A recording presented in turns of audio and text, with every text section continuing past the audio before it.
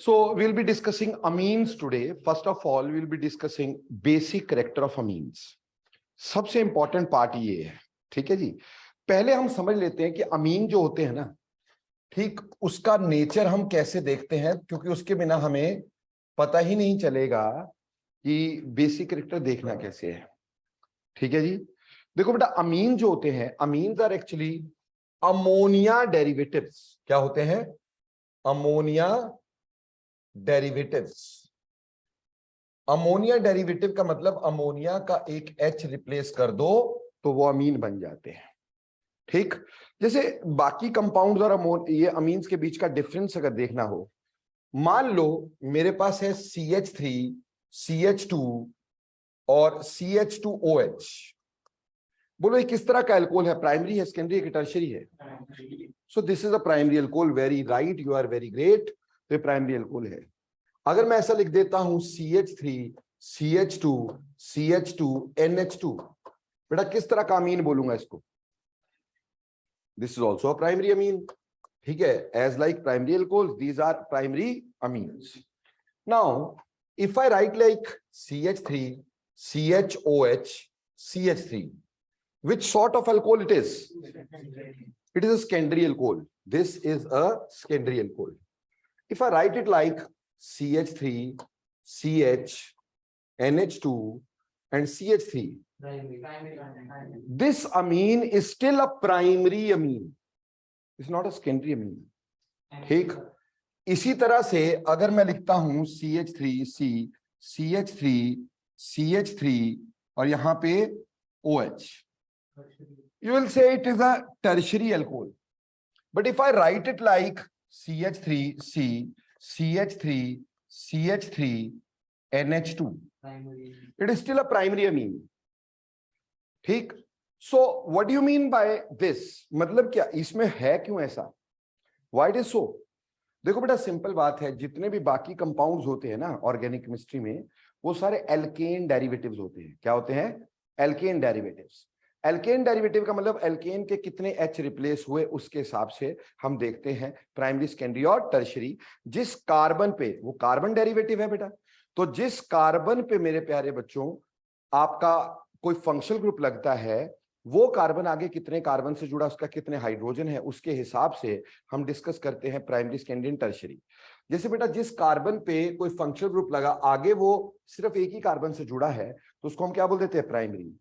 जिस पे OH लगा या कोई फंक्शनल ग्रुप लगा, आगे वो दो कार्बन से जुड़ा, उसको क्या बोल देते हैं? सेकेंडरी।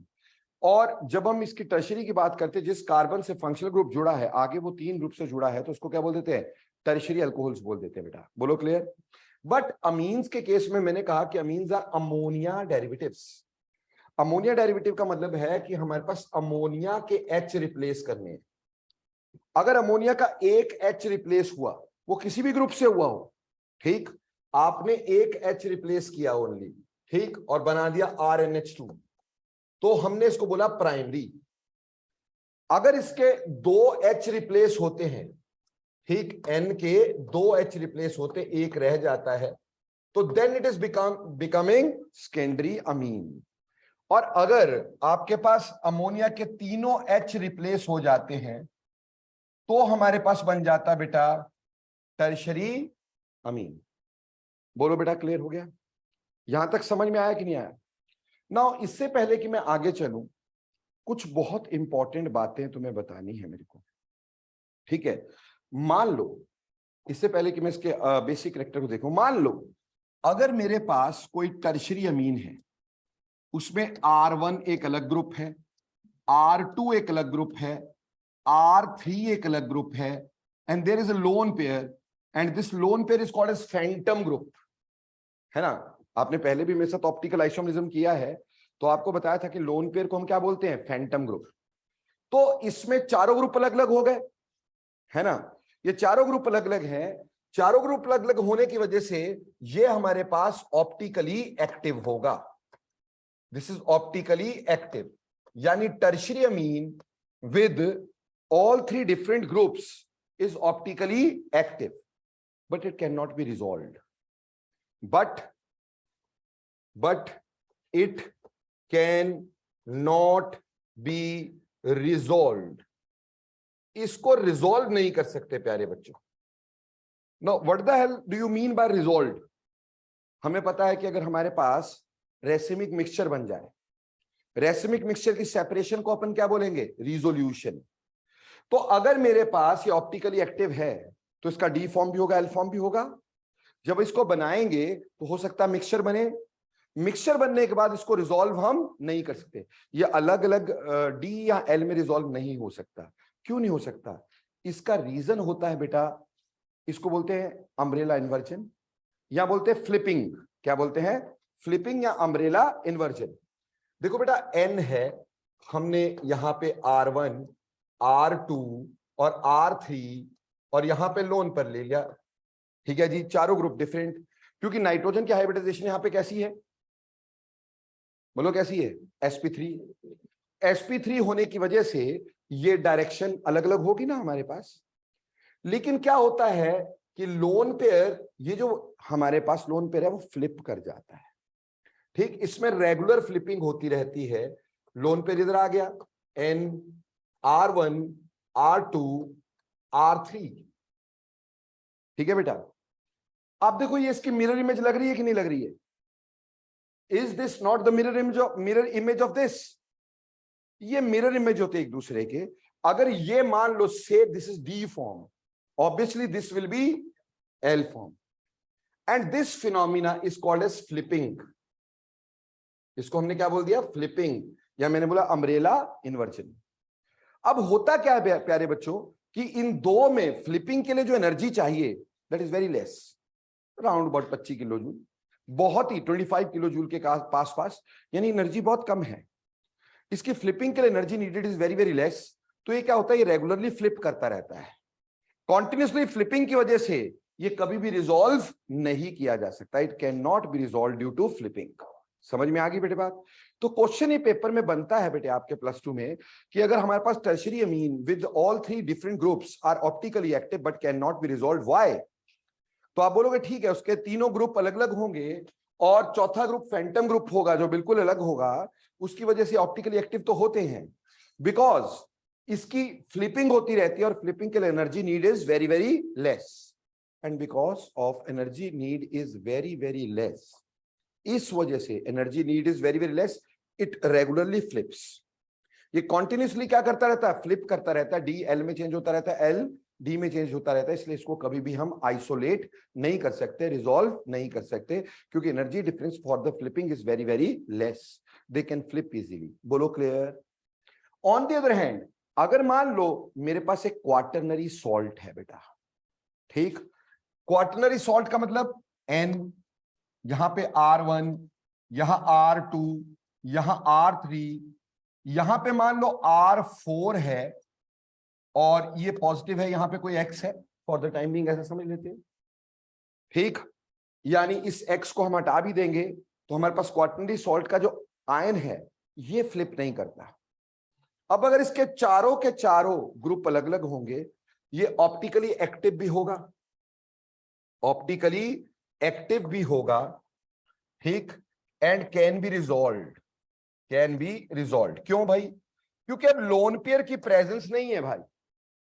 लोन पेयर की प्रेजेंस से होता था, ग्रुप क्या करते थे? अपने आप को यहां शिफ्ट कर सकते थे लोन पेयर की जगह पे, पर अब लोन पेयर है नहीं, इसलिए फ्लिपिंग नहीं होती, इसमें flipping will not take place, और इस वजह से इसको हम रिजॉल्व भी कर सकते हैं। तो क्वेश्चन क्या बना बेटा कि tertiary amine with 3 different groups are optically active but can not be resolved, whereas quaternary salts can be easily resolved. क्यों? क्योंकि इसके अंदर लोन पेयर होते हैं, उससे फ्लिपिंग के लिए एनर्जी कम होती है बेटा, सो दे रेगुलरली या कॉन्टिन्यूसली फ्लिप, देयरफॉर ये डी और एल का मिक्सचर हमेशा रहेगा। और जबकि इसमें फ्लिपिंग नहीं हो पाती है, उसमें एनर्जी का डिफरेंस बहुत ज्यादा हो जाता है, इसलिए it can be resolved very easily. ये पहला क्वेश्चन हो गया। बोलो क्लियर हो गया कि नहीं हो गया? Any doubts? अब देखो बेटे, जो मैं आपको बता रहा हूं कि चैप्टर तो अपन बाद में शुरू करते रहेंगे, सबसे पहले सबसे important question, basic character of amines. Basic character, basic character of amines. देखो बेटा, अगर मैं एक अमीन की बात करता हूं, मान लो कोई भी अमीन की बात करें, तो हमारे पास R, मैंने मान लो प्राइमरी अमीन ले लिया फिलहाल के लिए, ठीक, फिलहाल के लिए प्राइमरी अमीन ले लिया, तो बेटा इसके ऊपर लोन पेयर होगा, नाइट्रोजन के ऊपर लोन पेयर होगा, और लोन पेयर होने की वजह से it can donate a lone pair.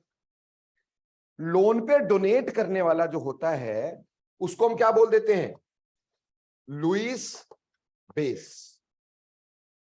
Loan pair देने वाला Lewis base, so it can act as a Lewis base, can act as a Lewis base. On the other hand, because of lone pair, it can accept H positive also. Lone pair है तो H positive accept भी कर सकता है, और बेटे H positive accept करने वाला क्या होता है, बोलो बोलो, प्रोटॉन लेने वाला क्या होता है, ब्रॉन्स्टेड एंड लॉरी बेस, यानी इसको हम ब्रॉन्स्टेड बेस भी बोल सकते हैं, ब्रॉन्स्टेड बेस भी कह सकते हैं। सो पहली बात, ये लुईस बेस की तरह भी एक्ट कर सकता है।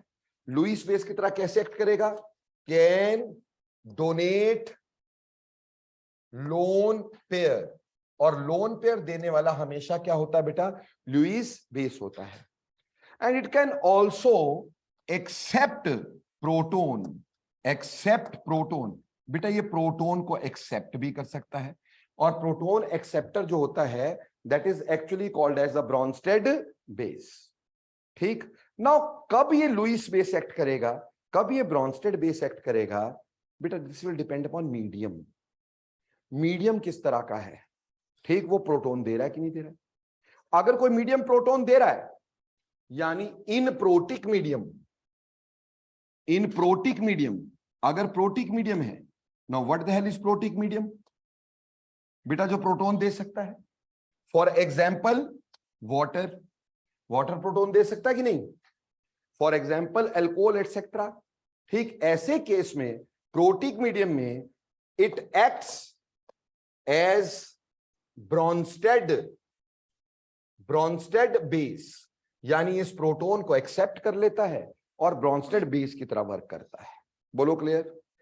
ऑन द अदर हैंड, अगर हमारे पास इन ए प्रोटिक मीडियम, अगर मीडियम ए प्रोटिक हुआ, यानी प्रोटोन नहीं है, जैसे CH2 हो गया, ठीक, DMSO हो गया, DMSO क्या होता है, डाइमिथाइल सल्फोक्साइड एक्सेट्रा, ठीक है, DMF हो गया, डाइमिथाइल फॉर्मामाइड, ठीक, CCl4 हो गया, एसीटोन हो गया, एसीटोन हो गया, ईथर हो गया, ऐसे मीडियम्स CH2, DMSO, DMF, ठीक, CCl4, एसीटोन या फिर ईथर, कार्बन टेट्राक्लोराइड, इन सब की प्रेजेंस में, अब इसमें प्रोटोन तो है नहीं, प्रोटोन एक्सेप्ट करेगा ही नहीं, तो ऐसे केस में ये डोनेट करता है lone pairs, donate lone pairs and therefore, donate lone pairs and therefore act as Lewis base. तो ये लुईस बेस की तरह एक्ट करेगा या फिर ये ब्रॉन्स्टेड बेस की तरह एक्ट करेगा, that will depend upon the medium we have. किस मीडियम में होगा उसके हिसाब से हम इसको डिस्कस करेंगे। बोलो पहली बात क्लियर हो गई। अगली बात, अगर मैं इसको अमोनिया के साथ कंपेयर करूं, से मैं अमोनिया के साथ कंपेयर करता हूं, ठीक, एक प्राइमरी अमीन को अभी कर रहा हूं, सेकेंडरी को तो आगे करेंगे ही। Primary amine with that of ammonia, with that of ammonia, हम देखते हैं इसमें कॉमन ग्रुप तो NH2 है, लेकिन यहां पे इस R का प्लस आई इफेक्ट होगा। प्लस आई इफेक्ट के चलते ये इलेक्ट्रॉन किस पे डालेगा, नाइट्रोजन पे। नाइट्रोजन के लोन पेयर देने और भी क्या हो जाएंगे, इजी। प्रोटोन को एक्सेप्ट करना और भी क्या हो जाएगा, easy. So obviously amines are stronger base than ammonia. Amine जो है वो अमोनिया से स्ट्रॉन्गर बेस होते हैं, चाहे वो प्राइमरी हो, चाहे वो सेकेंडरी हो, चाहे वो टर्शरी हो, but they will be stronger base than that of ammonia, reason being plus I effect of alkyl groups attached to it. बोलो क्लियर। वहीं पर प्यारे बच्चों अगर हम डिस्कस करें इसके साथ aniline, aniline is also an amine and this is also primary amine. तो अगर मैं एनिलीन की बात करता हूं NH2, तो हमें एक बात बहुत आसानी से समझ में आ जाती है कि ऐसे केस में हम देखते हैं कि ये वाला लोन पेयर जो है बेटा, अब ये अपना प्लस आर इफेक्ट छोड़ेगा, lone pair will be delocalised in the benzene ring, isn't it? तो यहां पे loan pair is delocalised, loan pair is delocalised over benzene ring, benzene ring, और इस वजह से बेटा इसका बेस लोन पेयर देना और क्या हो जाएगा, मुश्किल हो जाएगा। अगर लोन पेयर देना मुश्किल हो जाएगा प्यारे बच्चों, तो ऑब्वियसली बेसिक स्ट्रेंथ और भी क्या हो जाएगी, कम हो जाएगी कि नहीं हो जाएगी भाई, बोलो क्लियर? समझ में आती है आपको कि नहीं आती है? ठीक, तो हम ऐसे बोल सकते हैं कि हमारे पास जो प्राइमरी अमीन है प्लस आई इफेक्ट की वजह से, या अमीन जो है वो अमोनिया से स्ट्रॉन्गर है, और वेयर एज ये एनिलीन से भी स्ट्रॉन्गर है। अमोनिया इस अमीन से, एलिफेटिक अमीन से अमोनिया वीकर बेस है, लेकिन एरोमेटिक अमीन से अमोनिया स्ट्रॉन्गर बेस है। बोलो यहां तक समझ में आता है कि नहीं आता है बेटा?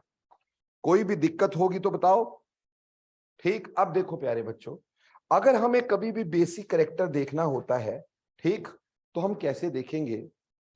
इधर थोड़ा सा ध्यान देंगे। कोई भी बेसिक कैरेक्टर देखना होगा, जब हम बेसिक कैरेक्टर देखते हैं तो बेटे हमें ये अच्छे से पता है कि बेसिक कैरेक्टर देखते हुए हम लेते हैं RNH2, मान लो हमने इसको वाटर में डाला, वाटर से इसने H पॉजिटिव ले लिया, H पॉजिटिव लेकर के इसने क्या बनाया होगा, RNH3 पॉजिटिव, ठीक, RNH3 पॉजिटिव ये बनाया होगा बेटा जी, और साथ में क्या दिया होगा आपने, OH नेगेटिव। अगर मैं इसका इक्विलिब्रियम कांस्टेंट लेता हूं, यानी कि K लिखता हूं, तो K किसके बराबर आएगा बेटा हमारे पास? क्या ये K इसके बराबर आएगा कि RNH3 पॉजिटिव, ठीक, OH negative divided by RNH2, क्योंकि हम वाटर को लेते नहीं है। इक्विलिब्रियम एक्सप्रेशन में क्या आप वाटर को लेते हो भाई? अगर हम फॉर द टाइम बीइंग यहां पे लिख भी देते तो हमें पता है वाटर की कंसंट्रेशन विल रिमेन कांस्टेंट, तो हम कांस्टेंट को यहां कांस्टेंट से मल्टीप्लाई कर देते हैं, तो यहां पे आ जाएगा K into concentration of water, and that will be RNH3 positive and OH negative divided by RNH2। ठीक है बच्चों जी, बोलो यहां तक समझ में आया? बेटे constant into constant will be another constant और not? So this will be called as Kb. क्या बोलेंगे इसको? Kb.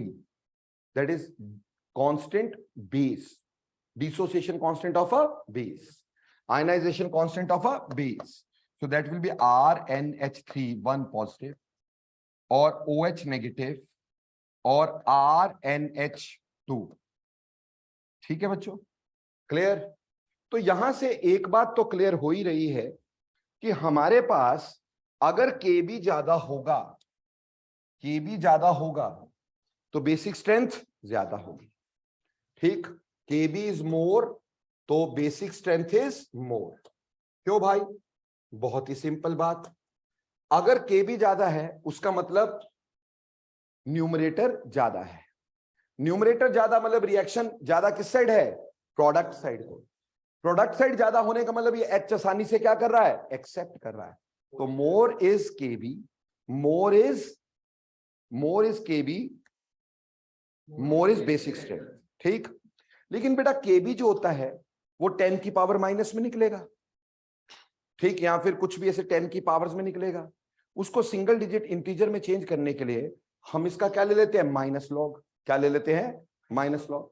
हम बोल देते हैं माइनस लॉग ऑफ Kb, ठीक है, इसको क्या बोल देते हैं, PKb, ठीक, PKb, क्योंकि बेटा PKb जो होगा उसकी वैल्यू आपके पास क्या आ जाएगी, डिजिट में आ जाएगी, 10 की पावर में नहीं रहेगी, है ना, मेरी बात समझ रहे हो आप लोग? हाँ जी। तो ऑब्वियसली अगर मान लो Kb की वैल्यू 10 टू पावर -2 है तो माइनस लॉग ऑफ Kb की वैल्यू क्या हो जाएगी, 2, तो उसको कंपेयर करना क्या होगा, easy.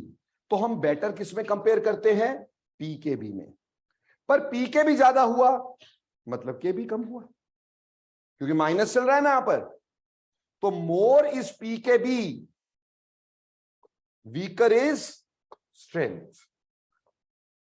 More is pKb, weaker is strength of base. जिसका पीकेबी ज्यादा है उसका स्ट्रेंथ कम होगा। समझ में आई बात?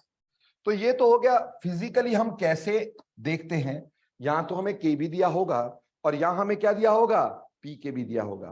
केबी ज्यादा तो बेसिक स्ट्रेंथ ज्यादा, लेकिन पीकेबी ज्यादा तो बेसिक स्ट्रेंथ कम। बोलो समझ में आता है? अब हमें दूसरी बात यह भी समझनी है, जितना ये स्टेबल होता जाएगा उतना रिएक्शन फॉरवर्ड आता रहेगा। जितना ये स्टेबल होता जाएगा रिएक्शन उतना फॉरवर्ड आता जाएगा। और ये कटायन है, cation is stabilised by releasing groups. तो जितने रिलीजिंग ग्रुप ज्यादा होंगे बेसिक करेक्टर को उतना क्या करेंगे, बढ़ाएंगे। और जितने रिलीजिंग ग्रुप कम होंगे, विड्रॉइंग ज्यादा होंगे, वो कटायन को और भी पॉजिटिव चार्ज इंक्रीज करेंगे। तो बेटा ऑब्वियस सी बात है, जितने रिलीजिंग ग्रुप्स होंगे, releasing groups increases the stability of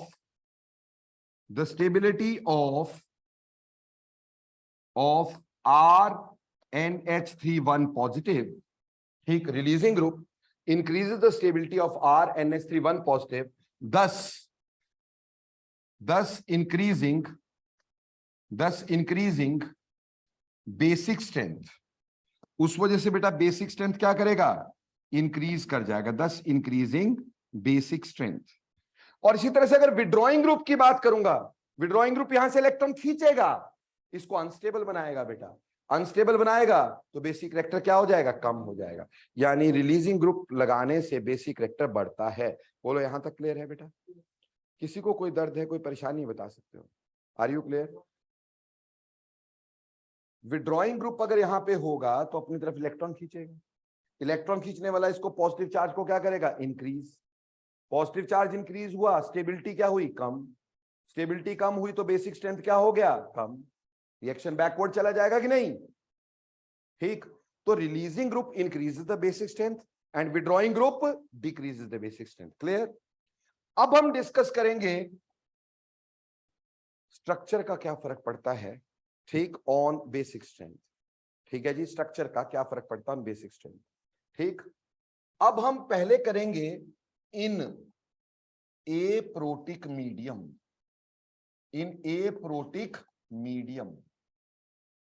सबसे पहले हम एप्रोटिक मीडियम की बात करेंगे। अब मेरे को फटाफट से बता दो एप्रोटिक मीडियम क्या हुआ, जो प्रोटॉन नहीं देता। अभी मैंने बहुत सारे एग्जाम्पल दिए थे आपको। क्या होगा, CH2, CCl4, एसीटोन, हाँ बिल्कुल, DMSO, DMF, बेंजीन, ठीक, क्लोरोबेंजीन, ठीक है जी, ईथर, एटसेट्रा एटसेट्रा, है ना भाई? अब हमारे पास अमीन है तीन तरह के, बेटा ध्यान देंगे। एक है RNHH, ठीक है जी। दूसरा है, ये कौन सा है, प्राइमरी। दूसरा है RNRH, ये कौन सा अमीन है बेटा, सेकेंडरी। तीसरा क्या होगा, RNRR, ये कौन सा हो गया बेटा, टर्शरी। समझ रहे हैं मेरी बात? और अब हमारे पास एप्रोटिक मीडियम है बेटा। एप्रोटिक मीडियम में अमीन जो होते हैं they donate lone pairs, therefore work as Lewis base. वो लुईस बेस की तरह वर्क करेंगे। अब अगर लुईस बेस की तरह वर्क करेंगे तो हमें यह देखना किस पे लोन पेयर ज्यादा हो जाएंगे। अगर हम प्राइमरी की बात करते हैं, प्राइमरी में इसमें फिर फैक्टर कौन सा रह जाएगा, इंडक्टिव इफेक्ट। ठीक है जी। अब देखो प्यारे बच्चों, इसका हमारे पास एक प्लस आई है तो ये इलेक्ट्रॉन यहां पे दे रहा है, ठीक। यहां पे इसका भी प्लस आई है और इसका भी प्लस आई है, इसने भी इलेक्ट्रॉन दिए, इसने भी इलेक्ट्रॉन दिए, ठीक है जी। यहां पे इसका भी प्लस आई है, इसका भी प्लस आई है, इसका भी प्लस आई है, तो बेटा जी ये तीनों के तीनों इलेक्ट्रॉन देंगे। इस हिसाब से सबसे रिच नाइट्रोजन कौन सी होगी? टर्शरी की। सो इलेक्ट्रॉन देना सबसे इजी किसका हो जाएगा? टर्शरी का इलेक्ट्रॉन देना सबसे इजी हो जाएगा। इसलिए यहां पे ऑर्डर क्या बन जाएगा? Tertiary is greater than secondary is greater then primary. ठीक, मान लो अगर मेरे पास ये तो अलग अलग प्राइमरी सेकेंडरी टर्शरी था, मान लो अगर मेरे पास कुछ इस तरह के अमीन होते हैं। ठीक, कैसे? बोला नाइट्रोजन, ठीक, इसमें एच नहीं लिखा जाता ना बॉन्ड लाइन में, वो समझ जाते हो ना। दूसरा है, ठीक है जी, तीसरा है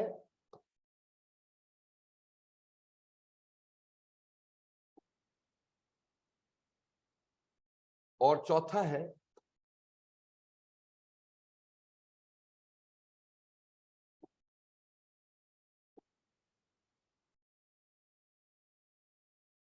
अब इसमें सबसे ज्यादा बेसिक कौन सा रहेगा? इसमें सबसे ज्यादा बेसिक कौन सा रहेगा? ऑब्वियस सी बात है, हम ये देखेंगे कि इसमें कार्बन की चेन बड़ी है। कार्बन की चेन बड़ी होती है तो उसका प्लस साइन क्या होता है? ज्यादा। तो ऑटोमेटिकली ये ज्यादा हो गया कि नहीं? ये उससे कम हो गया कि नहीं? ये उससे भी कम हो गया कि नहीं? समझे मेरी बात? बट अगर मान लो कल को मैं ऐसा बोल देता हूं एन, ठीक है जी, दूसरा बोल दिया एन, ठीक है जी, तीसरा बोल दिया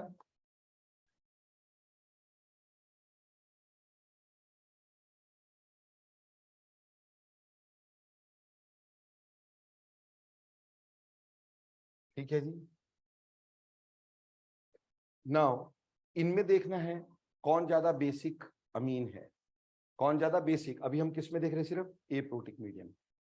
देखो बेटे, ये वाला जो नाइट्रोजन है वो sp3 हाइब्रिडाइज्ड है, ये वाला नाइट्रोजन जो है वो sp3 हाइब्रिडाइज्ड है।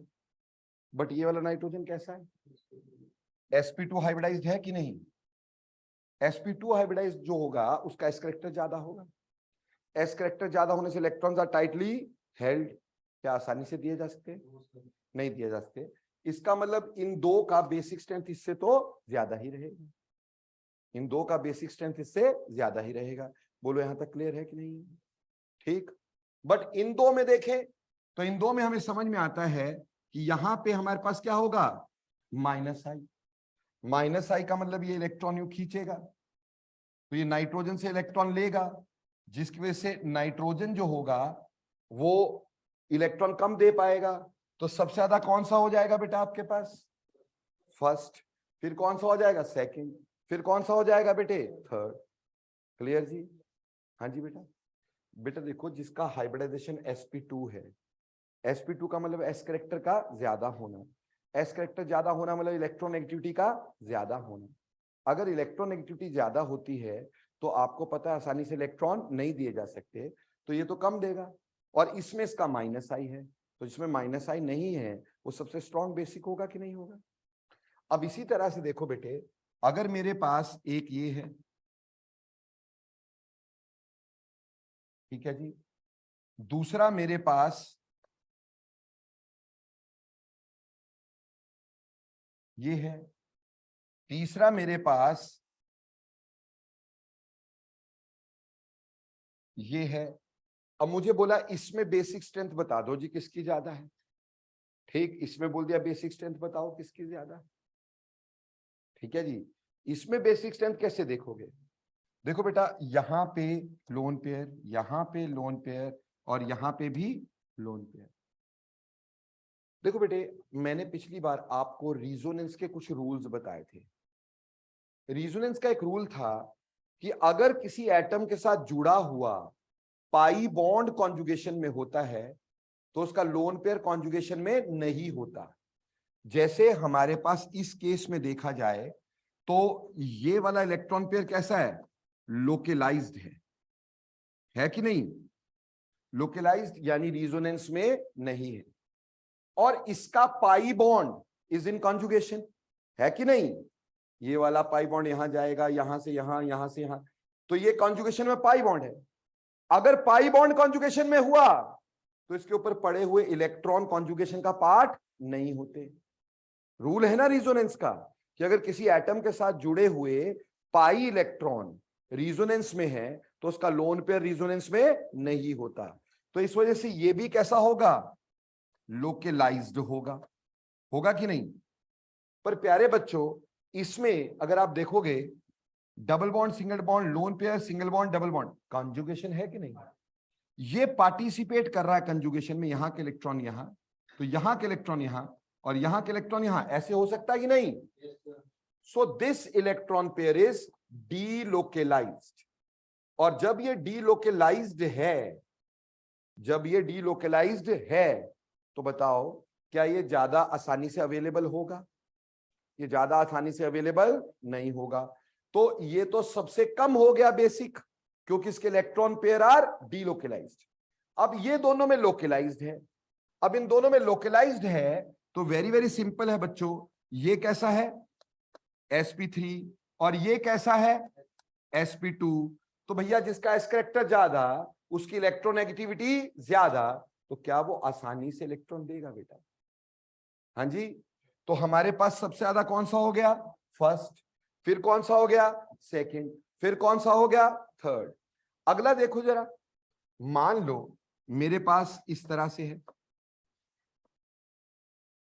N यहां पे लग गया Cl, ठीक।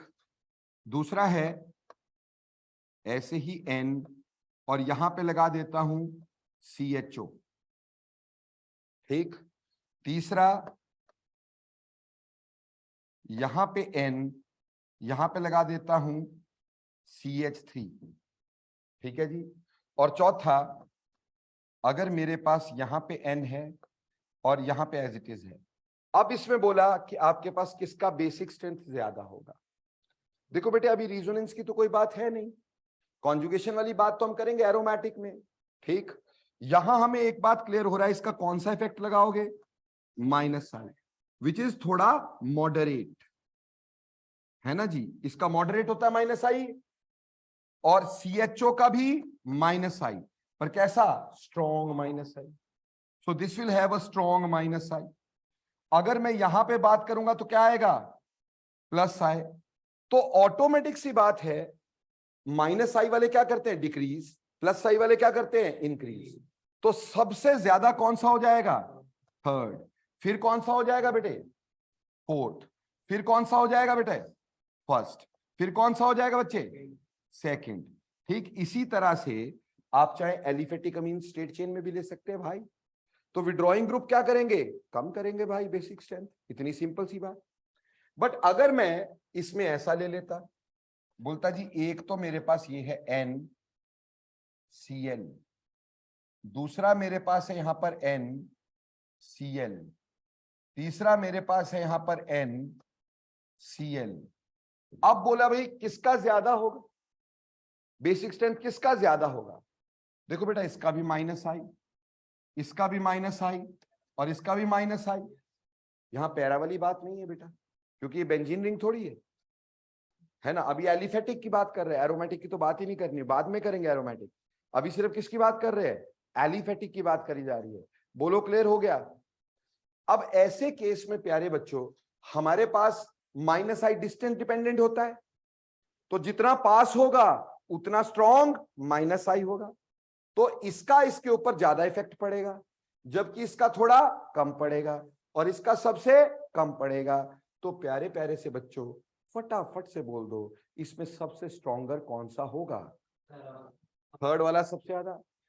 फिर ये, यानी विड्रॉइंग ग्रुप जितना पास होगा बेसिक स्ट्रेंथ उतना कम होगा। ये आप चाहे स्ट्रेट चेन पे लगा लो, चाहे इस पे लगा लो, समझ तो आती है ना बात? हाँ जी। एक और केस तुम्हारे साथ डिस्कस करते हैं, फिर आगे चलते हैं, ठीक। मान लो मैं केस डिस्कस कर रहा हूं आपके साथ, मेरे पास एक तो ये है जैसे हमने लिया था, दूसरा मेरे पास कुछ रुक जाओ,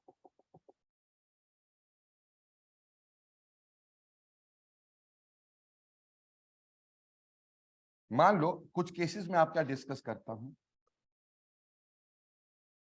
एक मेरे पास ये है, ठीक,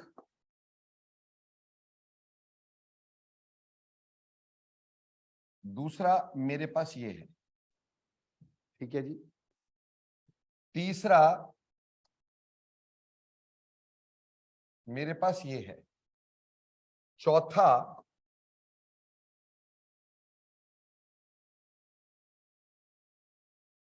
ये है। अब इसमें मेरे को कहा है कि किसका बेसिक स्ट्रेंथ ज्यादा है, इसमें मेरे को कहा है किसका बेसिक स्ट्रेंथ ज्यादा है। देखो बेटे एक बात पहले समझ लो, इसके इलेक्ट्रॉन, इसके इलेक्ट्रॉन और इसके इलेक्ट्रॉन, ठीक है जी, दे ऑल आर, अब इसमें बेटा ये वाले इलेक्ट्रॉन कैसे हैं, आर दे डीलोकलाइज्ड और नॉट, तो ये रेडिली अवेलेबल नहीं है, ये डी लोकलाइज्ड हैं, ठीक, these will be going here and this is going here, है ना, so ये localized हैं। Any doubts? बेटा जी पर ये वाले कैसे हैं, ये वाले localized है, वो delocalized है, ये localized है, और ये वाले भी कैसे हैं, localized है। अब हमें ऐसा लगता है कि ये वाले इलेक्ट्रॉन पेयर जो हैं ये भी कैसे हैं, डीलोकलाइज्ड है, बट एक मजे की बात देखना बेटा, क्या है कि अगर मैं इसके इलेक्ट्रॉन यहां देता हूं तो ये इलेक्ट्रॉन इधर जाएंगे, नाइट्रोजन पे नेगेटिव चार्ज भी हो जाएगा और लोन पेयर भी हो जाएगा, है ना, इसको बोलते गुआनिडीन, क्या बोलते हैं, गुआनिडीन, ठीक है जी। और बेटा गुआनिडीन जो है, guanidine it is most stronger base, one of the most stronger base. क्यों बेटा, इसके तो डीलोकलाइज हो गए, पर जब ये इलेक्ट्रॉन यहां गए होंगे, यहां के इलेक्ट्रॉन यहां गए होंगे, ये वाला नाइट्रोजन नेगेटिव चार्ज भी हो जाएगा, ऊपर से लोन पेयर भी होंगे, देना सबसे इजी हो जाएगा। बोलो समझ में आया? तो जहां पे कोई इस तरह का स्ट्रक्चर मिले ना, गुआनिडीन टाइप स्ट्रक्चर, कि एक रिलीजिंग ग्रुप दूसरे नाइट्रोजन के बेसिक कैरेक्टर को क्या कर रहा हो, इंक्रीज कर रहा हो, तो उसका बेसिक स्ट्रेंथ सबसे ज्यादा होगा, तो इसमें फोर्थ सबसे ज्यादा होगा। फोर्थ के बाद ये दोनों में लोकलाइज्ड है, बट इधर sp3 और इधर sp2, तो ऑब्वियसली पहले कौन सा आ जाएगा, 1, 1 के बाद कौन सा आएगा, 3, और सबसे कम कौन होगा यहां पर, सेकंड। बोलो बेटे ये समझ में आया? यहां मेन चीज मुझे तुम्हें समझानी थी, गुआनिडीन टाइप स्ट्रक्चर। अगर गुआनिडीन टाइप स्ट्रक्चर है, यानी आपके कोई लोन पेयर डीलोकलाइज होके नाइट्रोजन का नेगेटिव चार्ज बढ़ा दे, या नाइट्रोजन पे लोन पेयर और भी ज्यादा स्ट्रांगली रिपेल करे, तो बेटा वो सबसे स्ट्रॉन्ग बेस हो जाता है। तो guanidine becomes a very very strong base. Any doubts about this बेटा, यू गॉट इट और नॉट? आपको अच्छे समझ में आया?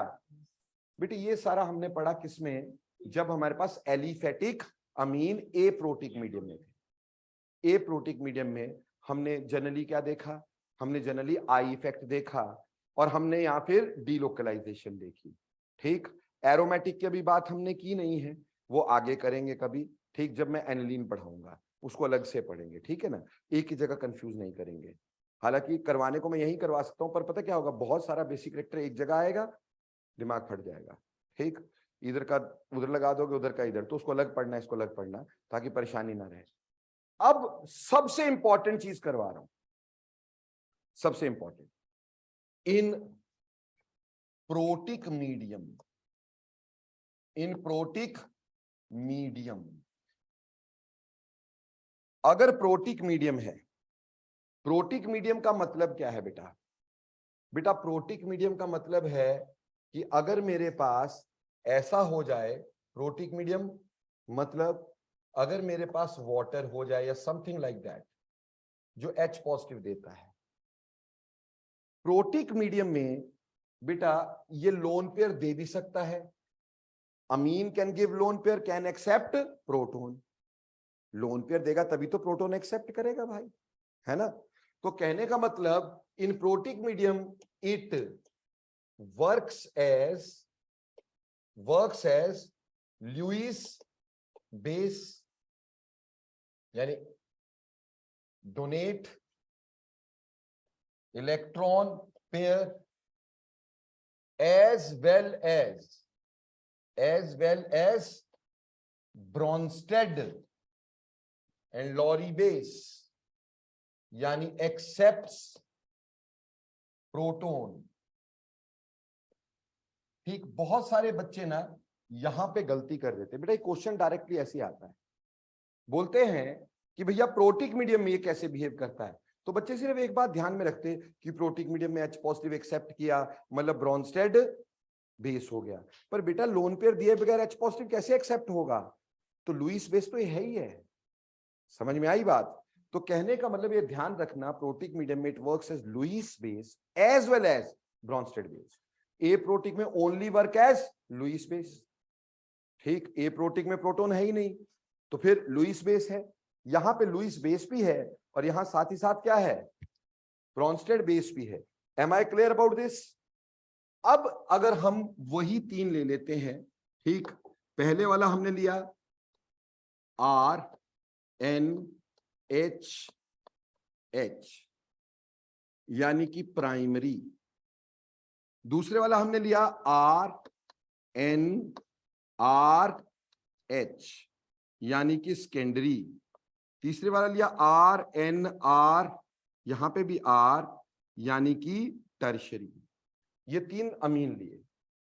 देखो बेटे सिंपल सी बात ये है कि क्योंकि अगर हम इसमें देखें तो भैया ये लोन पेयर तो दे ही सकता है, और लोन पेयर देने की टेंडेंसी इंडक्टिव फैक्ट पे डिपेंड करेगी। तो पहला फैक्टर हमारे पास क्या आएगा? According to inductive effect. According to inductive effect, अगर इंडक्टिव इफेक्ट के हिसाब से इसका मैं ऑर्डर देखना चाहूंगा, ठीक, तो मुझे पता है इसका 1 प्लस आई, इसका 1 और 2 प्लस आई, इसका 1 2 और 3 प्लस आई। जैसे पहले देखा था, ये सिर्फ एक जगह दे रहा है, ये 2 जगह दे रहा है, ठीक, 2 जगह से मिल रहे हैं इसको, और यहां पे यहां से भी, यहां से भी, यहां से भी। तो automatically according to inductive effect हमारे पास tertiary should be strongest base than that of secondary, which should be stronger base than that of primary। यहां तक क्लियर है? पर बेटे प्रोटिक मीडियम में it has to accept H positive also। Protic medium में it has to accept H positive also। ठीक, तो H positive जब ये एक्सेप्ट करेगा तो बेटे हमें ये भी देखना होगा कि H पॉजिटिव को स्टीरिक हिंड्रेंस कितनी मिल रही है।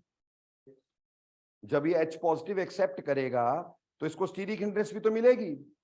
अब on the basis of steric hindrance, on the basis of according to steric hindrance for the exception of proton, proton को एक्सेप्ट करने के लिए जो स्टीरिक हिंड्रेंस हुई उसकी वजह से हमारे पास ऑर्डर क्या आना चाहिए? देखो स्टीरिक हिंड्रेंस मैक्सिमम कहां होगी? टर्शियरी में 3 ग्रुप इसको रिपेल करेंगे, भारी भारी ग्रुप है, और सेकेंडरी में सिर्फ 2, प्राइमरी में 1। तो सबसे आसानी से प्रोटॉन एक्सेप्ट कौन करेगा? प्राइमरी।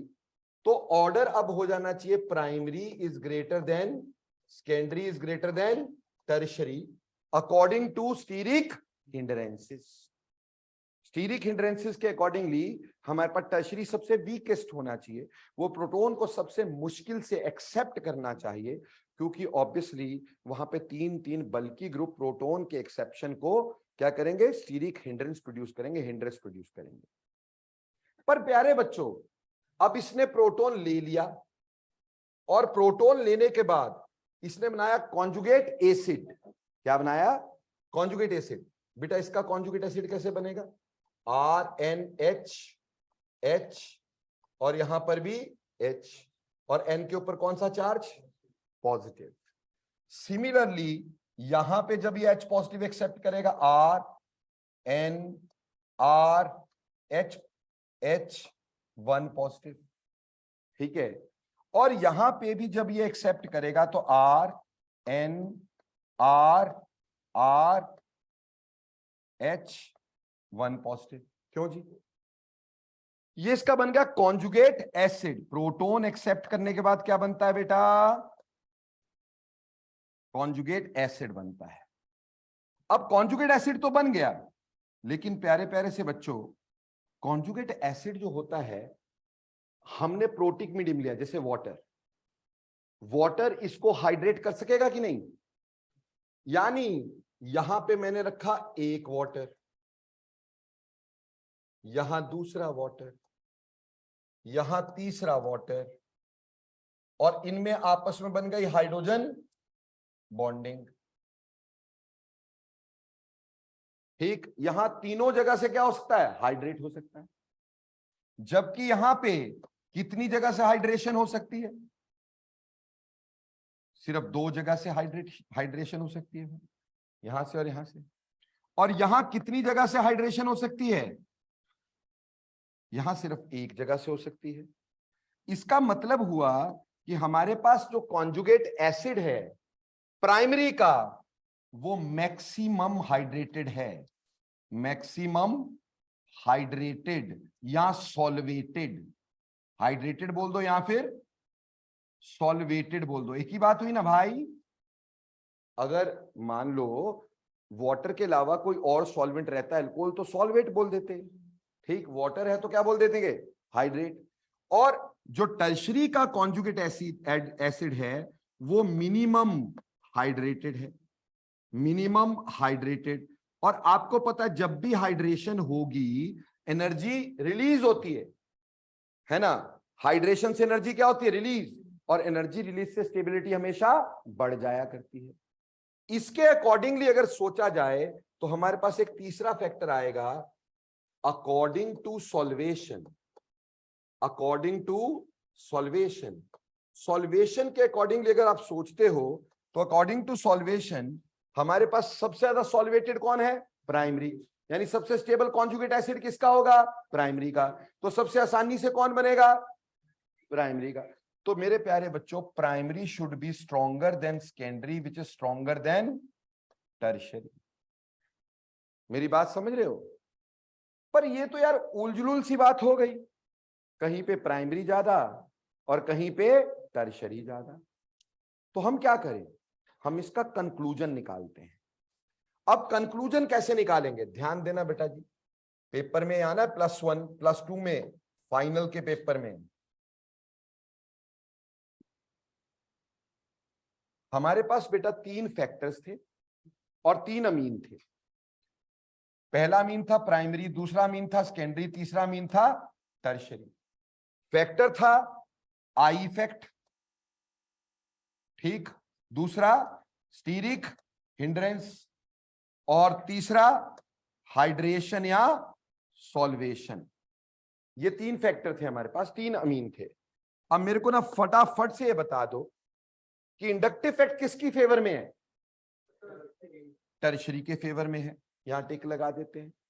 थोड़ा बहुत सेकेंडरी के फेवर में भी है, सेकेंडरी में भी काफी अच्छा, 2-2 आपके पास अल्काइल ग्रुप है, पर प्राइमरी के फेवर में नहीं है, ठीक। अब बात करते हैं स्टीरिक हिंड्रेंस, किसके फेवर में है? प्राइमरी के फेवर में, थोड़ा बहुत सेकेंडरी के फेवर में, टर्शियरी के फेवर में नहीं है, ठीक है जी। हाइड्रेशन किसके फेवर में है? प्राइमरी के फेवर में, थोड़ा बहुत सेकेंडरी के फेवर में, लेकिन टर्शियरी के फेवर में। ये 2 बंदरों की, 2 बिल्लियों की लड़ाई में बंदरबाजी मार गया कि नहीं? हम क्या देख रहे थे? प्राइमरी और टर्शियरी। पर तीनों फैक्टर चुपके से किसने पूरे कर लिए? तो सबसे स्ट्रॉन्गर कौन हो गया? तो सेकेंडरी सबसे स्ट्रॉन्ग हो गया, ठीक है जी। यानी सेकेंडरी इन प्रोटिक मीडियम, पहले मीडियम देखना, मीडियम ए प्रोटिक हुआ तब तो टर्शियरी है। ये किसकी कहानी है? प्रोटिक मीडियम की। तो प्रोटिक में सेकेंडरी सबसे स्ट्रॉन्गर बेस हो गए। फिर उसके बाद 2 फैक्टर किस में आ गए? प्राइमरी में। फिर एक फैक्टर किसका आ गया? टर्शियरी का। तो जिसको बारे में हमने सोचा भी नहीं हम तो प्राइमरी और टर्शरी सोचते रह गए और निकल कौन गया? सेकेंडरी, क्योंकि सेकेंडरी के फेवर में तीनों ही फैक्टर आ गए। पर ये ऑर्डर भी बेटा तब है इफ आर इज मिथाइल। अगर मिथाइल अमीन्स हैं तो ऐसा है, मिथाइल अमीन्स है तो ऐसा है। यानी हम बोल सकते हैं कि CH3 का whole twice NH is stronger than CH3NH2 which is stronger than CH3 का होल थ्राइस N। यानी secondary is stronger than primary which is stronger than tertiary. But if R is larger than methyl, larger than R क्या मतलब R? Alkyl group. R का मतलब alkyl group. If R is larger than alkyl, यानी methyl से अगर बड़ा हुआ, अगर R मिथाइल से बड़ा हुआ, बेटा बड़ा होने का मतलब क्या हो जाएगा कि उसका प्लस का इफेक्ट बढ़ जाएगा और उसकी स्टीरिक हिंड्रेंस भी बढ़ जाएगी। प्लस का इफेक्ट किसके फेवर में था? टर्शरी के फेवर में। तो टर्शरी के फेवर वाला करैक्टर बढ़ गया, ठीक। और स्टीरिक हिंड्रेंस बढ़ने से जो फैक्टर प्राइमरी के फेवर में था उसकी कंट्रीब्यूशन कम हो गई। स्टीरिक हिंड्रेंस किसके फेवर में था भाई? प्राइमरी के फेवर में। और स्टीरिक हिंड्रेंस ज्यादा होने की वजह से उसकी कंट्रीब्यूशन क्या हो गई? कम। तो जो फैक्टर टर्शरी को सपोर्ट कर रहा था, इंडक्टिव फैक्ट, वो बड़े ग्रुप की वजह से बढ़ गया, और जो ग्रुप, जो फैक्टर प्राइमरी को सपोर्ट कर रहा था, ठीक, वो फैक्टर की कंट्रीब्यूशन क्या हो गई? कम, due to more steric hindrance. तो ऑब्वियसली टर्शरी का बेसिक करैक्टर बढ़ गया, प्राइमरी का कम हो गया। ऐसे केस में सेकेंडरी तो अपनी जगह पे ही रहा, पर उसके बाद कौन आ गया? टर्शरी। और फिर कौन सा आ गया? प्राइमरी। यानी प्यारे प्यारे से बच्चों, अगर कल को मैं तुम्हें ऐसा बोल दूं कि C2H5 का whole twice NH is greater than C2H5 का whole thrice N which is greater than C2H5NH2। बेटा जी क्लियर हुआ कि नहीं हुआ? आपको समझ में आया कि नहीं आया? बेटा पता चला कि नहीं चला? ठीक, मतलब यहां बेसिक कैरेक्टर में कितने ऑर्डर आए? ठीक, हमारे पास यहां बेसिक कैरेक्टर में अभी तक 3 ऑर्डर आए। वो 3 ऑर्डर कौन कौन से थे? Order number 1, in aprotic medium. बेटा in aprotic medium the order was tertiary is greater than secondary is greater than primary. In protic medium, अगर मीडियम हो गया प्रोटिक, तो प्रोटिक मीडियम में बेटे हमें देखना पड़ेगा कि if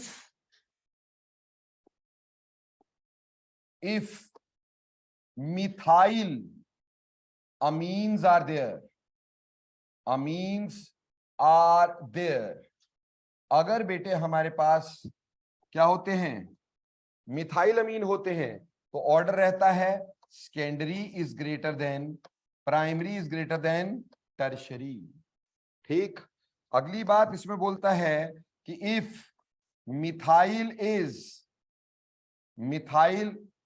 हम ये बोले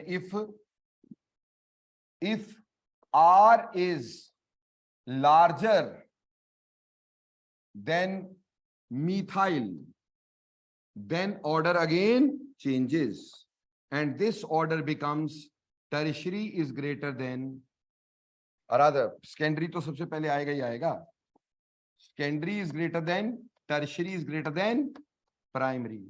बोलो तीनों ऑर्डर समझ में आते हैं? और हमने ये पढ़ लिया कि एनिलीन जो होगी, जब रिजोनेंस होगी तो उसका तो बेटा कम ही होएगा, डिलोकलाइजेशन ज्यादा होगी। अगर मेरे पास एनिलीन है, ठीक, तो हमें पता है RNH2 और बेंजीन रिंग पर NH2, तो हमें बहुत इजीली समझ में आता है कि इसका delocalisation of electron the benzene ring की वजह से ये ज्यादा बेसिक होगा। अगर मान लो हमारे पास इसमें एक एनिलीन है, ठीक है जी, दूसरा हमारे पास 2 बेंजीन रिंग लगे हुए हैं, ठीक है जी, तीसरा हमारे पास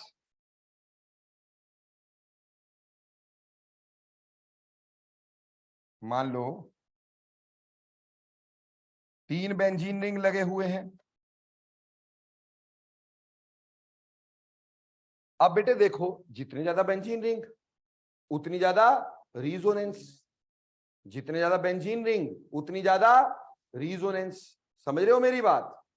तो ऑब्वियसली उससे इलेक्ट्रॉन पेयर अवेलेबिलिटी लेस। तो इसमें सबसे ज्यादा कौन हो गया? एनिलीन। उसके बाद कौन सा हो गया? डाइफिनाइलमीन। फिर कौन सा हो गया? ट्राइफिनाइलमीन। बोलो समझ में आया? एक ऑर्डर दूंगा तो क्या लगाओगे तुम? हैं? कर सकता हूं विश्वास तुम्हारे पे? चलो एक ऑर्डर लगाने की कोशिश करना, होपफुली आप लगा लोगे यार। NH2 एनिलीन, NHCH3, ठीक है जी, दूसरा है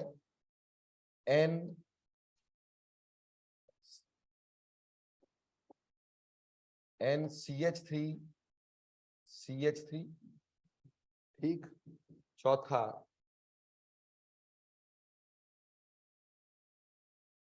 चलो इसका ऑर्डर लगा के दिखा दो मेरे को, ताकि मेरी आत्मा को संतुष्टि मिल जाए कि आपको कुछ समझ में आ गया।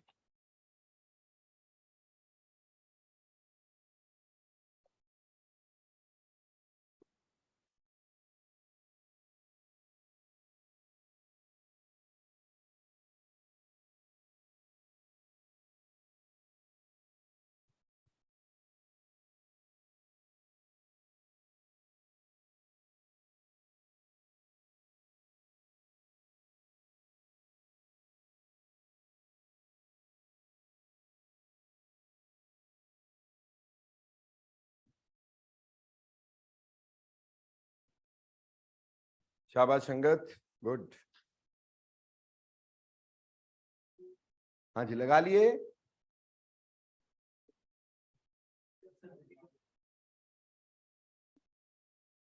बेटा सबसे ज्यादा हो गया 4th, because this is aliphatic अमीन, है ना? इसके तो लोन पेयर रिजोनेंस में है ही नहीं बेटा, यही तो इसमें गोली थी, बाकी तो सब कुछ इजी था, ठीक है ना? कि हम तो अल्काइल ग्रुप देखते मर गए, बट ये देखा ही नहीं कि वो रिजोनेंस में है कि नहीं है। तो बेटा 4th में it was not in resonance, ये एलिफेटिक है, जबकि ये सारे एरोमेटिक, इसके इलेक्ट्रॉन पेयर डीलोकलाइज्ड है, पर इसमें रिलीजिंग ग्रुप ज्यादा है, 3 फिर 2 फिर 1। ये ऑर्डर आना था बेटा जी हमारे पास। बोलो क्लियर? रीजन समझ में आया? हमने 4 पहले कर दिया था, पर ये भूल गए थे कि ये कैसा है? एलिफेटिक है। तो पहले सबसे पहले क्या देखना? एलिफेटिक कौन है, और फिर उसके बाद एरोमेटिक की तरफ, है ना? तो उम्मीद करता हूं ये वाला बेसिक कैरेक्टर समझ में आया। अभी मैं एनिलीन के बेसिक कैरेक्टर पे ज्यादा प्रकाश आज नहीं डाल रहा हूं, है ना? नहीं तो ऐसा ना हो भी बल्ब भी फ्यूज हो जाए, है ना? तो प्रकाश थोड़ा सा इतना ही होना चाहिए जितना का आप सहन कर सको। तो आज आपको सिर्फ एलिफेटिक अमीन्स का बेसिक कैरेक्टर करवाया। बेटा ये क्वेश्चन आपको +2 में 101% आना है, और कंपटीशन में 2000% आना ही आना है। और इसमें क्या ये इसको एक्सप्लेन कर सकोगे जो मैंने इधर ऐसे करके बनाया? एक एक लाइन एक्सप्लेन कर सकते हो कि इंडक्टिव इफेक्ट की वजह से ऐसा क्यों हुआ, और स्टीरिक हिंड्रेंस की वजह से क्यों हुआ, फिर सॉल्वेशन की वजह से क्यों हुआ, और फिर इसका हमने कंक्लूजन कैसे निकाला, फिर क्या होने से क्या हो जाएगा, ये अगर बड़ा होगा तो क्यों ऐसा होगा कि टर्शरी पहले आ जाएगा? बोलो एक्सप्लेन कर लोगे? तो ये सबसे इंपॉर्टेंट क्वेश्चन है बेटा प्रोटिक मीडियम में। Basic character of amines is a very very important question. उम्मीद करता हूं ये तो क्लियर हो गया, ठीक। अब चलते प्यारे बच्चों आगे। आज मैं आपको एलिफेटिक ही लेके चलूंगा, एरोमेटिक नहीं लेके चलेंगे, एनिलीन वगैरह बाद में। अब हम शुरू करते प्रेपरेशंस। ठीक, preparations of amines, preparations of aliphatic amines, preparation of aliphatic amines। बेटे आपको बताया मैंने, आपकी किताब का सबसे इंपॉर्टेंट रिएक्शन बोलो, आपकी किताब का सबसे इंपॉर्टेंट रिएक्शन बोलो, एल्डोल कंडेंसेशन।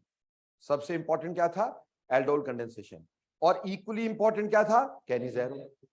कि यहां तो आपको एल्डोल पूछेंगे या कैनिजेरो पूछेंगे, इक्वली इंपॉर्टेंट। अगर मैं तुमसे पूछता हूं सेकंड नंबर पे इंपॉर्टेंट कौन सा है, तो सेकंड नंबर पे इंपॉर्टेंट है हॉफमैन ब्रोमामाइड रिएक्शन। ये दूसरा आपकी किताब का सबसे इंपॉर्टेंट रिएक्शन है, रीमर टीमन वगैरह इसके बाद आते हैं। ठीक, तो आज आपको करवाया जा रहा है हॉफमैन ब्रोमामाइड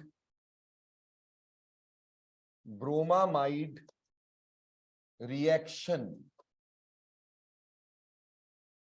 इसकी इंपॉर्टेंस आप इसी बात से लगा सकते बेटा कि एडवांस में है ना, 2-3 साल पहले जो उस समय एडवांस को मेंस बोलते थे और उसको प्रीलिम्स बोलते थे, है ना, तो आज चलो अलग है। तो जो एडवांस समझ लो उसमें बेटा पैराग्राफ आया, और पैराग्राफ में होते 3 क्वेश्चन, और पैराग्राफ किस पे आया? हॉफमैन ब्रोमामाइड पे। 3 क्वेश्चन मतलब 12 नंबर। एडवांस में 12 नंबर का मतलब समझते हो तुम लोग? सिलेक्शन हो जाती है, समझे? तो कहने का मतलब ये है मेरे प्यारे बच्चों, this is a very very very important reaction, Hofmann bromamide reaction. बेटे ये अमीन्स की प्रेपरेशन के लिए यूज होता है। ठीक, और ये जो रिएक्शन है ये अमाइड्स का रिएक्शन है। अमाइड है RCONH2, अमाइड का रिएक्शन है। ठीक, इन the presence of bromine and KOH, in the presence of bromine and KOH। ठीक है जी बेटे जी, हम और बहुत सारी चीजें इसके लिए लिख देते हैं।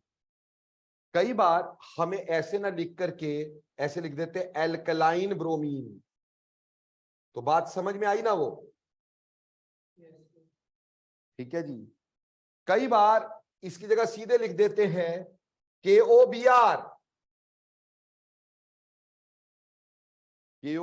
सीधे ही। ठीक, वो भी यही रिएक्शन हो गया। और कभी गुस्से में होना कोई तो OBr नेगेटिव लिख के भी चला देता है। ठीक, या आपको लिखेंगे ब्रोमीन प्लस KOH, KOH की जगह NaOH भी दिया हो सकता है भाई, है ना? बोलो सर वहां तो NaOH आया था, हमने सोचा कुछ और ही होगा।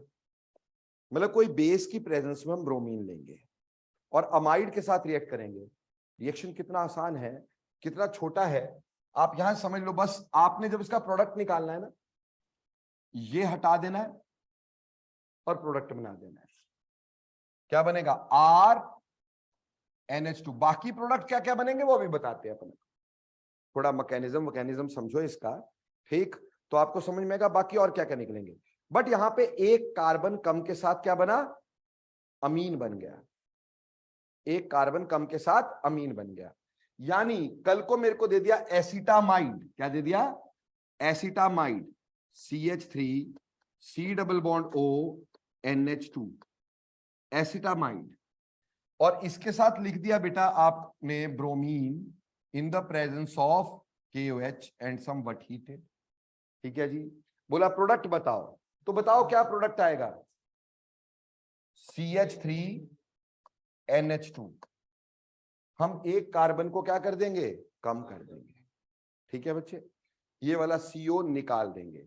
इसी तरह से मान लो अगर आपके पास यहां पे CH3 CH2 C double bond O NH2 है, प्रोपेनामाइड, और रिएक्शन हमें दे दिया OBr नेगेटिव में। ठीक है जी, हीट करने को बोल दिया है। आपने शॉर्टकट से क्या निकालना है? CO निकाल देना है, बचेगा क्या? CH3 CH2 NH2। एक बात समझ लो, ये सिर्फ प्राइमरी अमीन बनाता है रिएक्शन, ठीक। इससे सिर्फ प्राइमरी अमीन बनेंगे, इससे सेकेंडरी अमीन या टर्शरी अमीन नहीं बनेंगे। मजे की बात है, सेकेंडरी अमीन टर्शरी अमीन का कोई प्रोसेस ही नहीं बनाने का, हम बनाते ही सिर्फ क्या है, प्राइमरी, और प्राइमरी को आगे हम चेंज करते हैं सेकेंडरी टर्शरी वगैरह में अगर करना हो तो, ठीक। अदरवाइज प्राइमरी ही बनते हैं ज्यादातर, ठीक। अब प्यारे बच्चों, क्योंकि इसमें कार्बन का नंबर डिक्रीज हो रहा होता है, इसलिए कई बार इसको हॉफमैन डिग्रेडेशन भी बोलते हैं, हॉफमैन डिग्रेडेशन भी बोल देते हैं। This is also called as Hofmann degradation. As यहां पे कार्बन का नंबर कम हो रहा है, this reaction is used, this reaction is used in descent of series. Descent of series. Now what the hell is descent of series? Carbon का number कम करना, convergence. अब देखो, मैंने आज से तुम्हें एक शीट देनी शुरू की है ना बेटा, उसमें आपने क्या क्या करना है, जो शीट मैंने आज तुम्हें भेजी है, और आपके जो ऑनलाइन भी हैं बेटा उनको मिल जाएगी वो शीट, ठीक। आपको हर रोज एक शीट मिलेगी, उसमें ए से लेके जेड तक आपने क्या क्या है वो करने हैं, ठीक। एक बात, उसमें क्या करना ध्यान से सुन लो, वो सीरीज दिया, this reacts with this to give a के आगे आगे कुछ लिखा है, बोला बी, ऐसे जेड तक दिया है मैंने दोनों सीरीज में, ठीक। तो बेटे आपने क्या करना, ए से लेके जेड तक के प्रोडक्ट बताने, नंबर 1। नंबर 2, उसमें जहां जहां नेम्ड रिएक्शन यूज हो रहा है, ठीक है ना, उसका नाम लिखना है और उसका स्टेप लिखना, कौन से स्टेप में वो यूज हुआ, और उसका एक एग्जाम्पल लिख देना है, ठीक। समझ में आए? अगली बार आके क्लास में सबसे पहले चेक करूंगा मैं, ठीक।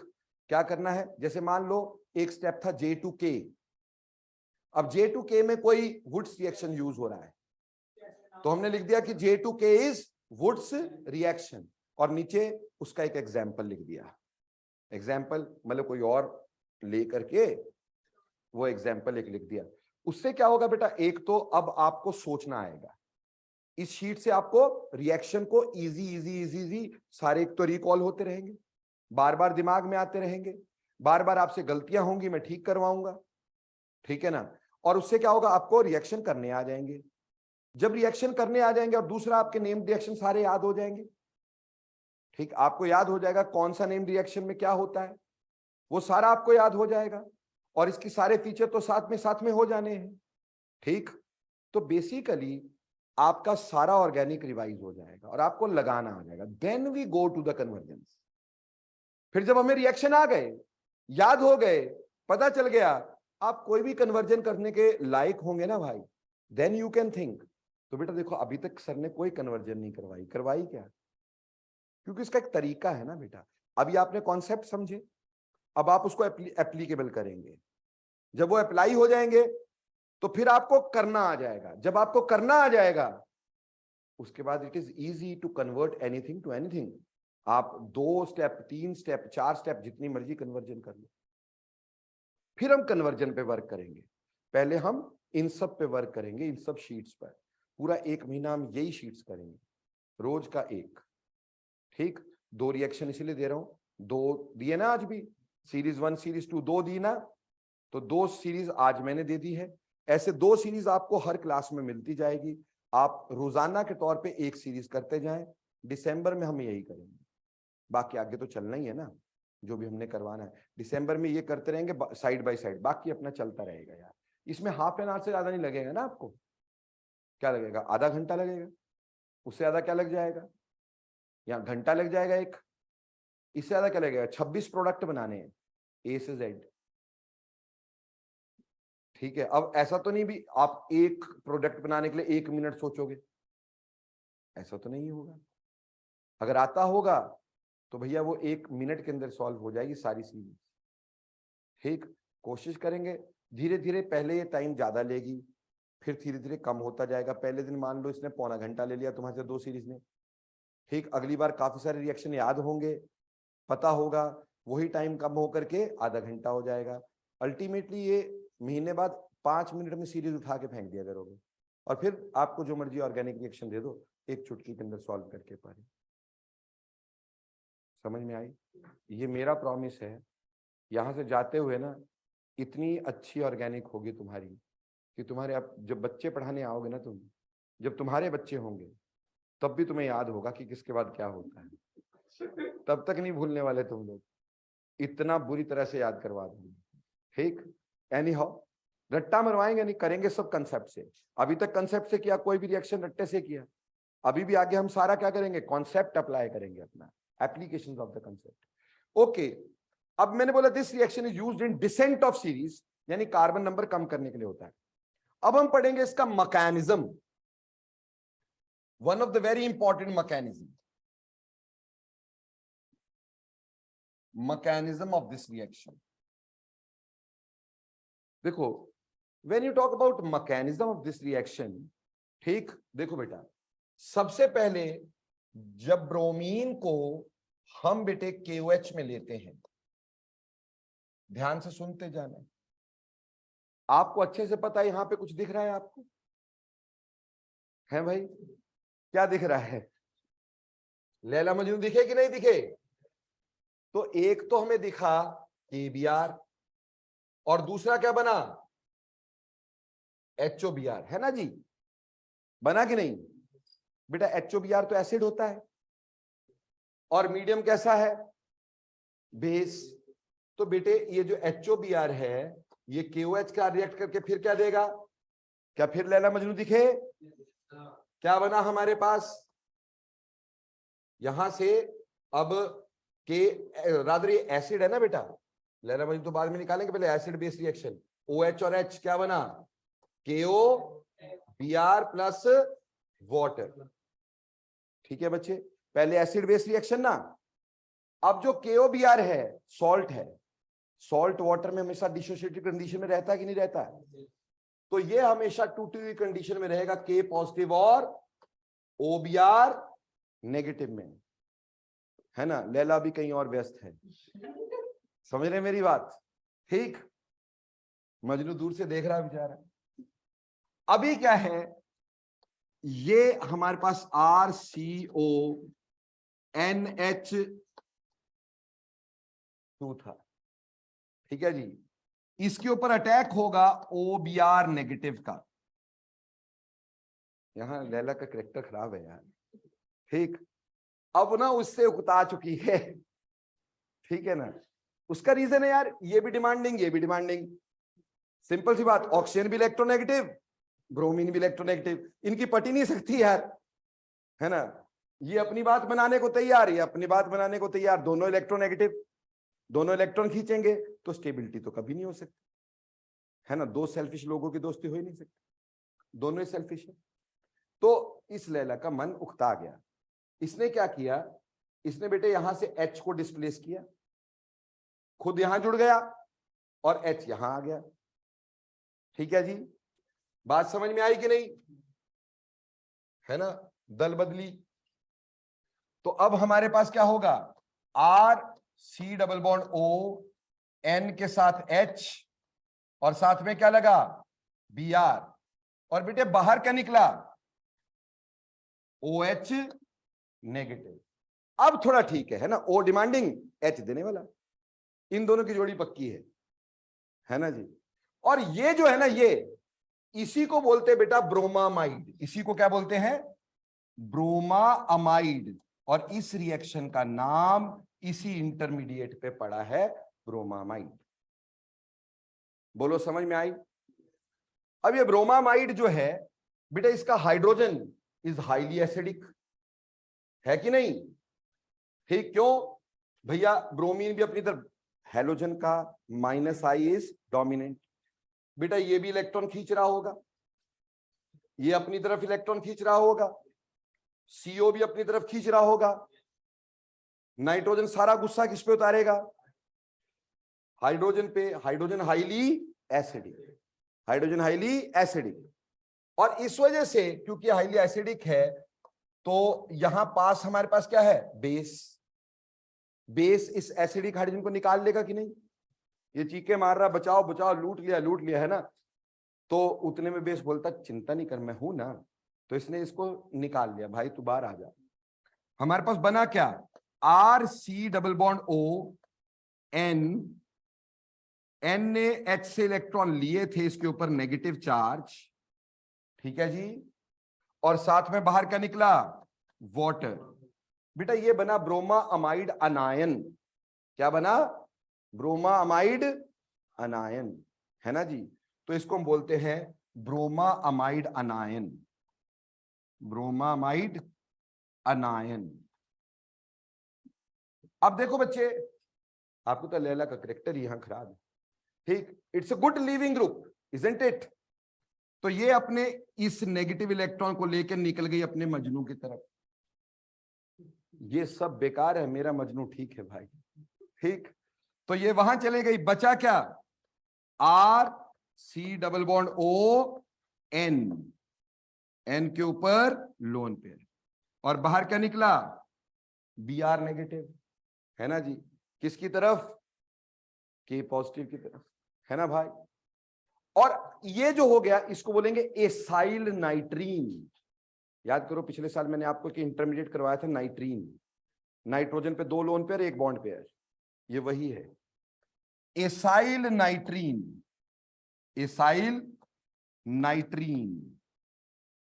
इस एसाइल नाइट्रीन में एक होगी रीअरेंजमेंट, कैसे, इधर ध्यान देना बेटा, यहां के इलेक्ट्रॉन्स यहां, वैसे तो ये इधर जाने चाहिए ऑक्सीजन की तरफ, मान लो जैसे ही यहां गए, इस आर ने बैक साइड से यहां पे अटैक कर दिया, ठीक है, जैसे यहां गए यहां के इलेक्ट्रॉन यहां, आर ने बैक साइड से किस पे अटैक कर दिया, नाइट्रोजन पे, उससे हमारे पास हुई रीअरेंजमेंट। और रीअरेंजमेंट आर किसका जुड़ा, एन के साथ, एन ने आगे इलेक्ट्रॉन किसको दिए, डबल बॉन्ड को, आगे सी, सी के साथ क्या, ओ, बोलो क्लियर बेटे, आर पीछे आ गया, आगे यहां चला गया डबल बॉन्ड, ये डबल बॉन्ड, इसको बोलते हैं आइसोसाइनेट, क्या बोलेंगे, आइसोसाइनेट। बेटे आइसोसाइनेट की होगी हाइड्रोलिसिस, क्या होगी, हाइड्रोलिसिस। अब हाइड्रोलिसिस कैसे करते हैं बच्चों, जितने बॉन्ड तोड़ने उतने वाटर डालने हैं, कितने बॉन्ड तोड़ने हैं बच्चों ने, 2, कितने वाटर डालने हैं, 2, कैसे डालोगे भाई, लोन पेयर के ऊपर H और यहां OH, है ना जी। क्या बना हमारे पास, RNH2, बना तो कार्बोनिक एसिड था, पर यह बना नहीं था, क्यों, क्योंकि मीडियम में क्या था, KOH था कि नहीं, एसिड बेस रिएक्शन हुआ होगा, और बना क्या होगा, K2CO3 and water, K2CO3 and water. यानी ये जो हमने दिखाया ना, ये आप सिंपली किसमें दिखा सकते हैं, यहां पे KOH लिख सकते हैं, बेसिक हाइड्रोलिसिस है, बेस की प्रेजेंस में, बोलो क्लियर। पर इस रिएक्शन में ऐसे अमीन बन गया, एनी डाउट्स, मैकेनिज्म समझ में आया। लेकिन मोस्ट इंपॉर्टेंट क्वेश्चन, इसमें कौन कौन से इंटरमीडिएट पार्टिसिपेट कर रहे हैं, यही क्वेश्चन बार बार आता है, कौन कौन से इंटरमीडिएट पार्टिसिपेट कर रहे हैं। पहला इंटरमीडिएट ब्रोमा अमाइड, ये पहला इंटरमीडिएट था। दूसरा इंटरमीडिएट ब्रोमामाइड अनायन। तीसरा इंटरमीडिएट इसाइल नाइट्राइन, ठीक, नाइट्राइल नहीं है, नाइट्रीन होना चाहिए था यहां पर भाई, गलती हो गई है भाई से, नाइट्रीन होना चाहिए, इसाइल नाइट्रीन, है ना। और ये जो है चौथा इंटरमीडिएट आइसोसायनेट, ठीक है जी। ये 4 इंटरमीडिएट हमारे यहां पे काम आते हैं, ठीक है जी, bromamide anion, acyl nitrene and isocyanate. और हमसे ये पूछा जाता है बेटे कि इस रिएक्शन में कौन कौन से इंटरमीडिएट बने हैं, और उम्मीद करता हूं पूरा मैकेनिज्म आपको समझ में आया होगा, ठीक। कई बार मैं जज्बात में बह के पता नहीं क्या क्या कर डालता हूं, यहां पे रिवर्सिबिलिटी थी ना भाई, ठीक, एक ही साइड एरो लगा दिए थे। ठीक है जी, क्लियर। अब अगर मैं वापस जाता हूं और इसमें बाकी प्रोडक्ट बनाता हूं, तो बाकी कौन कौन से बनाऊंगा मैं? साथ में बनाऊं K2CO3 और लैला मजनू, और साथ में वाटर, बैलेंस बैलेंस करते रहेंगे अपन। बोलो क्लियर, समझ में आया हॉफमैन ब्रोमोमाइड रिएक्शन? पर इससे बनेंगे सिर्फ क्या? प्राइमरी अमीन, सेकेंडरी तो बनने के चांस ही नहीं। मैकेनिज्म समझ में आया कि नहीं आया, ये बता दो बस मेरे को। हालांकि मैंने यहां पे एक स्टेप खाया है भाई, ठीक, क्योंकि इसकी जरूरत नहीं है आपको बताना कि इसका अटैक कैसे हुआ होगा, कैसे जाएंगे, उसकी कोई खास जरूरत नहीं है हमारे। ठीक, हमें ये पता है ये इंटरमीडिएट, ये इंटरमीडिएट, ये इंटरमीडिएट, ये इंटरमीडिएट, और ये रीअरेंजमेंट, इस रीअरेंजमेंट को कई लोग हॉफमैन रीअरेंजमेंट के नाम से जानते हैं। किससे? Hofmann rearrangement. हालांकि हॉफमैन रीअरेंजमेंट थोड़ी सी अलग होती है, पर चलो इसको भी लोग क्या बोलते हैं? Hofmann rearrangement. तो इसमें हॉफमैन रीअरेंजमेंट हुआ करती है और यही रिवर्सिबल स्टेप है। अगली बार पहले इतना पढ़ के आओ, फिर अपन अमीन अगली बार ठाठा कर देंगे। ठीक, टाटा बाय बाय कर देंगे अमीन्स को, क्योंकि इतना की अमीन्स। ठीक, 2-3 नेम्ड रिएक्शन बचे हैं, वो करने के बाद बाकी कुछ भी नहीं, बच्चों वाला काम है यहाँ पर। ठीक है, तो चलिए आज के लिए इतना बहुत है, आई थिंक सो। उम्मीद करता हूं समझ में आ गया होगा। बोलो प्यारे बच्चों, समझ में आया? ऑनलाइन वाले बच्चे और ऑफलाइन वाले बच्चे बोलो, समझ में आया? ऑनलाइन वाले बच्चे yes sir, thank you sir. Okay, चलो मिलते हैं परसों। Thanks a lot.